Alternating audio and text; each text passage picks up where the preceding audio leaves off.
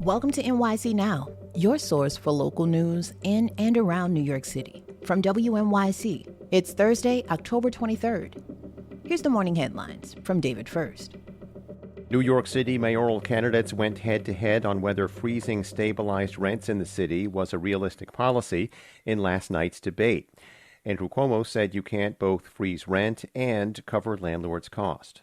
We did freeze the rent with de Blasio.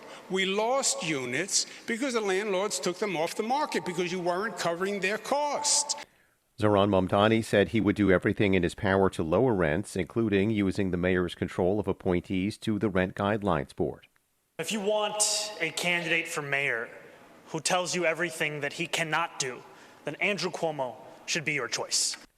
Republican nominee Curtis Sliwa said he would make sure to fill up empty NYCHA apartments and support a vacancy tax on big landlords. Election Day is November 4th. Early voting begins Saturday. It's shaping up to be a good year for Wall Street. WNYC's John Campbell reports profits are up.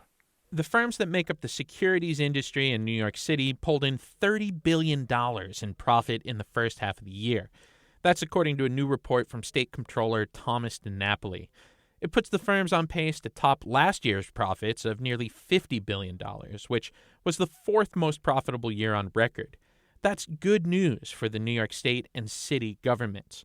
Wall Street makes up a big chunk of their tax base, accounting for about 20% of the state's total tax collections last fiscal year. DiNapoli says there are potential challenges ahead, however, including the state of the broader national economy. As EMS staffing shortages continue, New Yorkers shouldn't expect to see more ambulance workers anytime soon.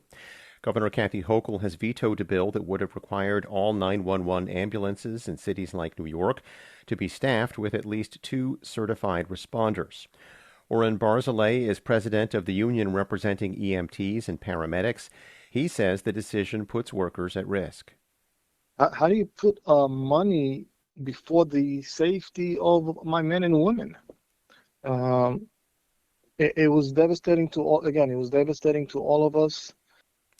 FDNY officials say the bill would have forced them to pull EMTs off ambulances to staff supervisor vehicles, reducing coverage and straining resources.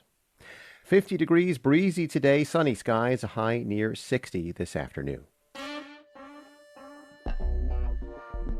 Thanks for listening. This is NYC Now from WNYC.